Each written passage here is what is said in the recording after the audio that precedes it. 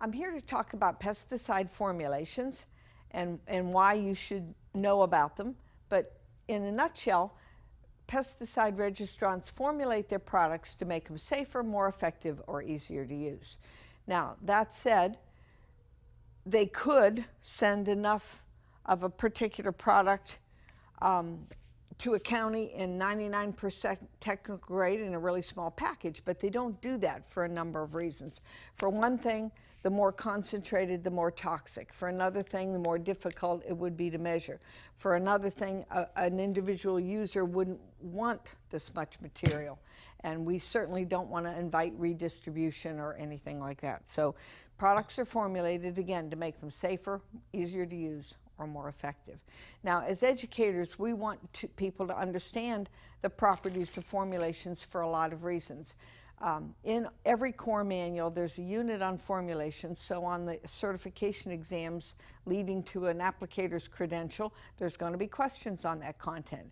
In order to choose the proper application equipment, you have to know what formulation you're dealing with. As an educator, you are going to need to use materials when you teach pesticide safety education and teach many of the topics such as calibration, such as risk reduction and exposure. For example, if you're teaching somebody to calibrate a drop spreader, something has to fall out of that spreader that you can collect and measure and show people how to calibrate it. Similarly, if you're going to calibrate a backpack or a boom sprayer, something has to come out of that nozzle. If you're going to demonstrate incompatibility, you're going to have to mix products to show what happens when they aren't compatible. When you are doing experiments or demonstrations or activities to model what to and what not to do for pesticide exposure, the folks have to have something to handle. So the point of this next little bit is to show you some safe, commonly used products that you can get your hands on easily and without a lot of expense that have the same properties, that behave the same way as formulated pesticide products. All right, I'd like to start with about dry products. We'll start here with granules and pellets. And when I began this, I was kind of thinking granule, pellet, what's the difference? Well, in fact, a granule is a small piece of gritty material that you can simulate with kitty litter, among other things, but that's a good option. On the other hand, a pellet is a material that's cylindrical in cross-section, an extruded solid, and a true pellet, a real good pesticide pellet, would be cut to specific lengths. These animal feeds maybe not so much. But for example, if you request from a chemical company blank pellets, they will come, for example, a very specific circumference and a very specific length, like maybe 1/8 of an inch. But you could use most animal feeds in pelleted form to be your fake pellets. Now, for a soluble powder, you've got plenty of options. One certainly would be powdered sugar. Concentrated drink mix like Gatorade or Kool-Aid would work, granulated sugar would work, but for many reasons I'm going to kind of push the powdered sugar, which may become obvious in a minute. You can use, for a wettable powder, flour. And for a dust, you can use talcum powder. Now, let me show you an example of what I would do.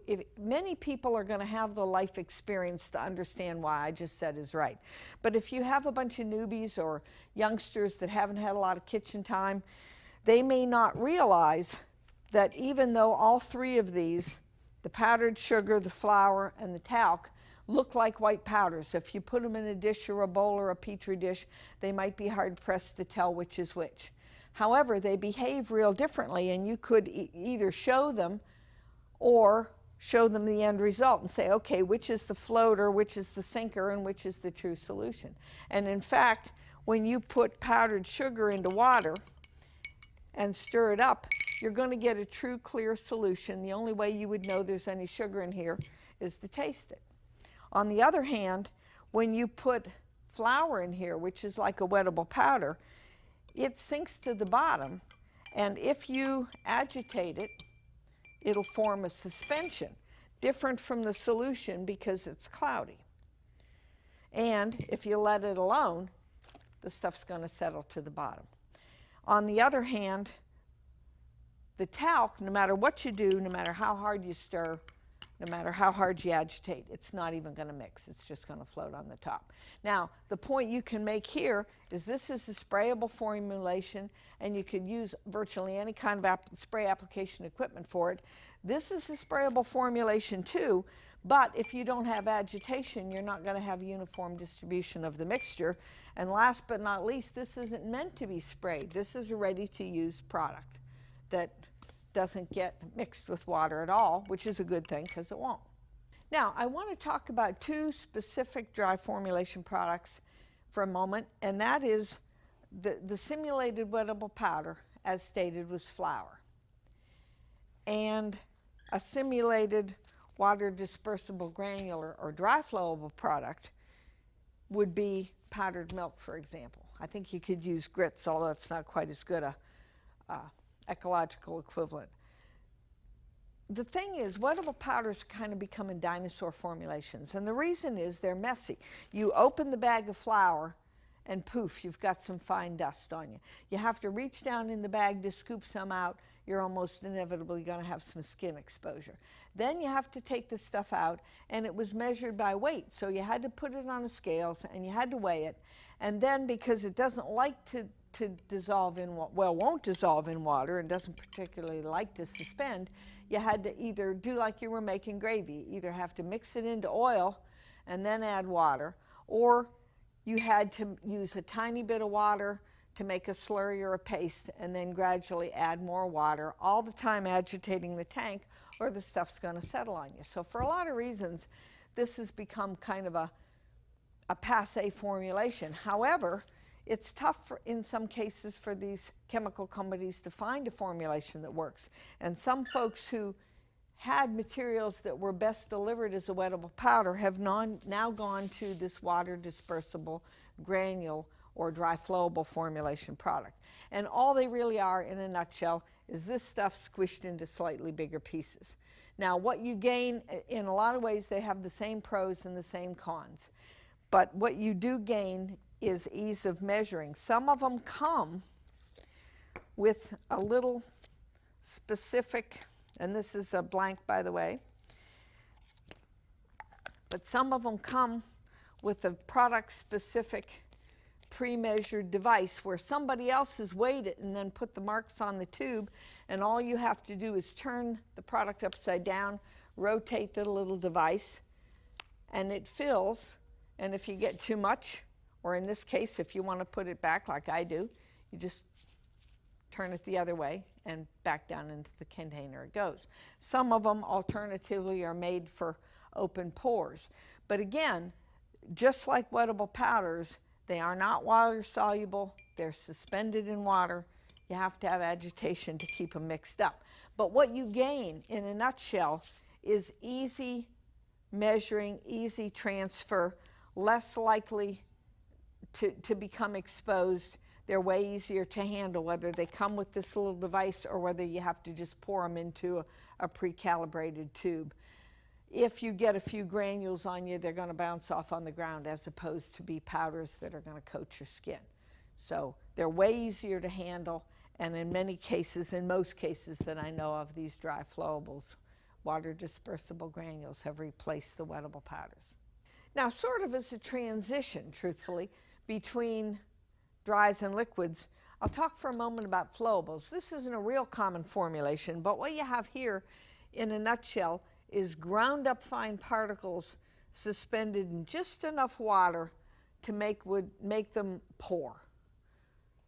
They are thick, they are goopy, they are hard to get out of a container. If you let a pesticide product that's a flowable dry in its container, don't rinse the empty container right away, it's going to harden in there and be hard to get out. A lot of the products that have this formulation are brand XF is what they use for that. But basically this is nothing but ground up fine particles in a little bit of water, so it will flow as opposed to pour the way the water dispersible granule did. And a good equivalent for that, or a good substitute for that, would be Pepto-Bismol. Many liquid formulations are either emulsifiable concentrates or concentrated solutions. An emulsifiable concentrate is a liquid material, but it's got some kind of an organic solvent such that it does form an emulsion or a suspension, not a true solution. One way to tell this is if I pour this material into water, it turns cloudy. And you can see that it's not a true solution. It requires modest agitation to get it to remain as a uniform mixture. On the other hand, these true solutions do dilute and would form a clear or transparent solution, not a cloudy or milky suspension. And last but not least, we're kind of blurring the line here. This is a ready-to-use solution. You've got both formulation and packaging going for you, because in many times not only are they ready to use, but they're sold in their application or delivery device. I'm going to pick up here with what I talked about a second ago, which is both a formulation and a delivery method. This is a ready-to-use solution, but more often than not, these things are sold in the delivery device or the application equipment. And an aerosol is a good example of that. You've got a formulated product, but in a device to deliver it. For example, wasp and hornet spray. This allows you to treat the wasps and the hornets without getting within striking distance, so to speak. So you can reach out and touch them and they don't get you. Many pesticides are sold as fogs or fumigants, and you could simulate that with the vaporizer type thing, one of these plug-ins or one of the other type devices you could purchase. Microencapsulated, unfortunately, I don't know of any product they make now that's a little capsule you can see through and see the little beads in the capsule, but timed release medicine can give the same effect as something that's microencapsulated.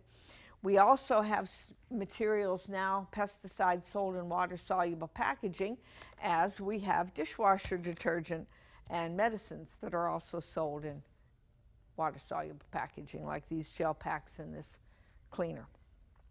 And then baits are kind of all over the lot. You've got plenty of options, and in some cases, a granule or a pellet is also used as a bait in or out of a station. You can buy them in blocks, which perhaps this granola bar can help to simulate.